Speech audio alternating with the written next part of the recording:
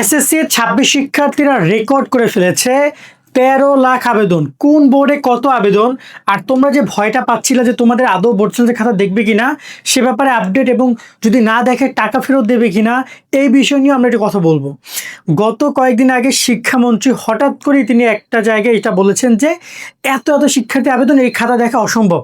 আমার মনে হয় তোমরা সবাই নিউজটা দেখেছো, এই যে নিউজটা, যেখানে তিনি বলেছেন যে এত খাতা পূর্ণ মূল্যায়ন করা অসম্ভব, আমরা নীতিমালা করব। তো এই ভিডিওতে আমি সে ব্যাপারে আপডেট দিব, নীতিমালা নিয়ে কি আপডেট রয়েছে। তার আগে দেখেন এই কোন বোর্ডে কত শিক্ষার্থী আবেদন করেছে। তোমরা এই নিউজটা ডেলি ক্যাম্পাস থেকে প্রকাশ করেছে, আমরা দেখতে পাচ্ছি আবেদন করেছে টোটাল 12,87,926 জন শিক্ষার্থী। 26টি, মানে এক একজন শিক্ষার্থী 2টা 3টা খাতা অ্যাপ্লাই করেছে। মানে এখানে কিন্তু এতজন শিক্ষার্থী না, এতটি খাতা। ওকে, আবেদন পড়েছে এতটি খাতার। ওকে, এই বিষয়টা মাথায় রেখো। এর মধ্যে তত্ত্বীয় বিষয়ে আবেদন পড়েছে 10,56,000, আর ব্যবহারিক বিষয়ে আবেদন পড়েছে 2,31,000। তো ব্যবহারিক বিষয়ে আবেদন পড়েছে, এটা কিন্তু খুব ইম্পর্টেন্ট। তত্ত্বীয় বিষয় মানে আমি কিন্তু একটু বুঝিয়ে বলি, বাংলা, ইংরেজি, তারপর তোমাদের রয়েছে আইসিটি, তারপর তোমাদের হচ্ছে যে গণিত, এই টাইপের যে সাবজেক্টগুলো আছে যেগুলোতে ব্যবহারিক নাই, এই বিষয়ে তোমাদের টোটাল 12,87,000 মধ্যে 10 লাখ আবেদন, 10.5 লাখ আবেদন পড়ছে ওই বিষয়ে, আর 2.5 লাখ আবেদনের মতো পড়েছে জাস্ট যে সকল বিষয় ব্যবহারিক আছে, physics, chemistry, biology, higher math, এই টাইপের বিষয়গুলোতে।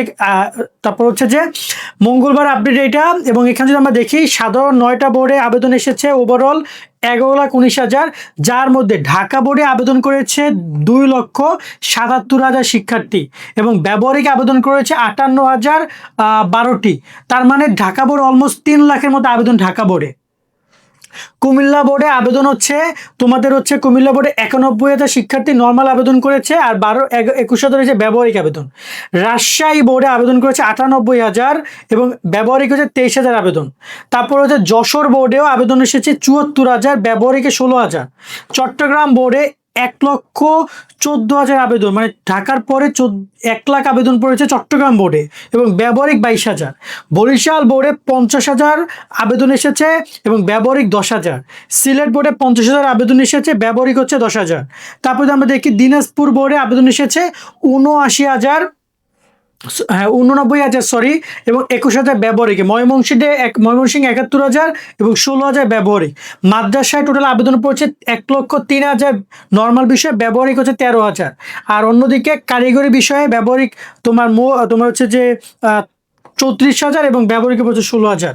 সো এই হচ্ছে আবেদন, হিউজ শিক্ষাক্ষেত্রে আবেদন করেছে, এবং Dhaka board almost 3 lakh, Chittagong board ভালো, সবাই মোটামুটি কিন্তু 1 লাখের উপরে ম্যাক্সিমাম বোর্ড অ্যাপ্লাই আছে। এখন কথা হচ্ছে যে এত শিক্ষার্থী বোর্ড চ্যালেঞ্জ করছে, শিক্ষামন্ত্রী বলেছেন যে তিনি মূল্যায়ন করতে পারবেন না, কারণ অনেক বেশি শিক্ষার্থী আবেদন করেছে। এখন এটার মিনিং কি দাঁড়াইছে, এবং তারা কি নীতিমালা করছে?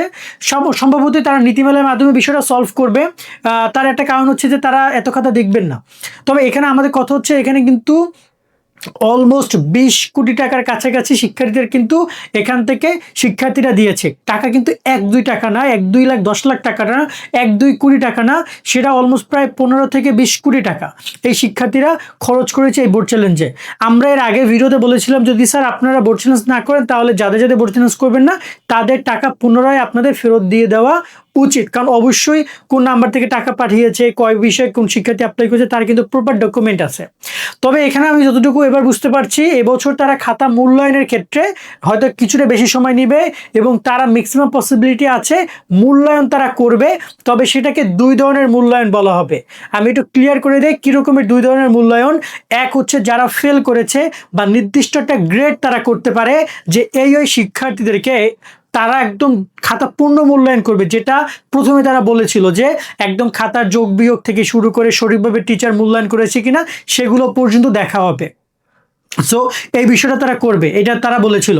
তো হয়তো দেখা যায় এই সংখ্যাটা হয়তো বা কিছু শিক্ষার্থীদের করতে পারে, আর বাকি যে শিক্ষার্থীরা থাকবে যারা অলরেডি পাস করেছে, 1-2 মার্কের কারণে গ্রেড মিস যাচ্ছে, তাদের হয়তো ট্রাভেল শুটিং যেটা আছে, শুট যেটা আছে, মানে টোটাল যে মার্কিংয়ের সিস্টেমটা আছে ওইটা যোগ বিয়োগ করে দেখবে কোনো সমস্যা আছে কিনা, ওই জায়গায় হয়তো বা তাদেরটা অত গুরুত্ব সহকারে না দেখা হবে না, এরকমের কিছু হইতে পারে। এটা সম্ভাবনা আমার জায়গা থেকে আমি বলছি।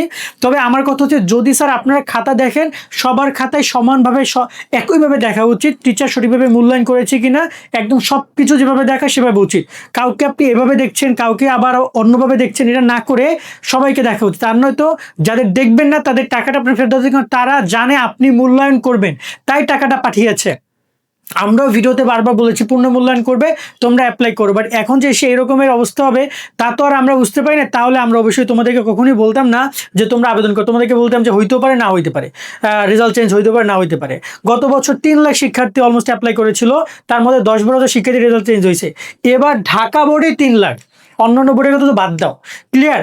আরেকটা ব্যাপার হচ্ছে যে দেখেন, আমি একটা কথা বলি, তোমরা যারা পরীক্ষা দাও, তোমরা পরীক্ষা দিয়েছো এবার 18 লাখ, তোমাদের প্রত্যেকে মোটামুটি কেটে 12টা-13টা সাবজেক্টে পরীক্ষা দিয়েছো না ভাইয়া?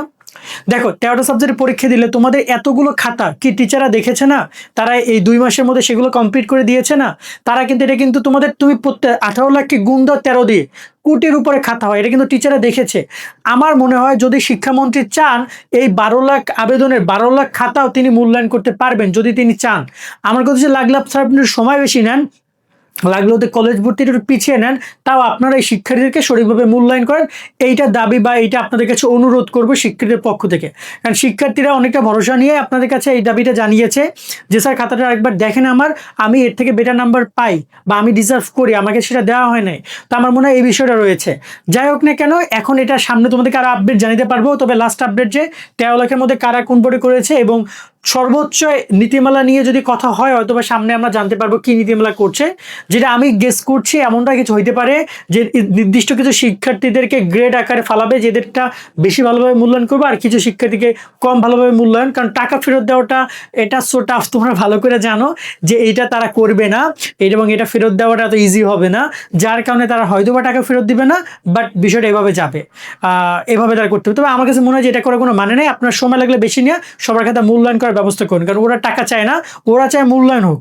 আর যদি মূল্যায়ন নাই করে তখন টাকার ব্যাপারটা আসতেছে, ঠিক আছে? নত তো টাকা জরুরি নয় ওদের কাছে, কারণ ওরা তো মূল্যায়ন হবে জন্যই ওরা টাকা পেমেন্ট করেছে। এবং একজন শিক্ষক, আপনি হয়তো বা প্রত্যেকটা বোর্ডের 2-3 হাজার শিক্ষকের মাধ্যমে মূল্যায়ন করান, টাকা তো টিচার স্টুডেন্টরা দিচ্ছে, এমন যে স্টুডেন্টরা ফ্রিতে অ্যাপ্লাই করছে। কেমন, আজকের মতো ভিডিও এখানে শেষ করছি। সকলে অনেক অনেক ভালো থাকবে। আল্লাহ হাফেজ।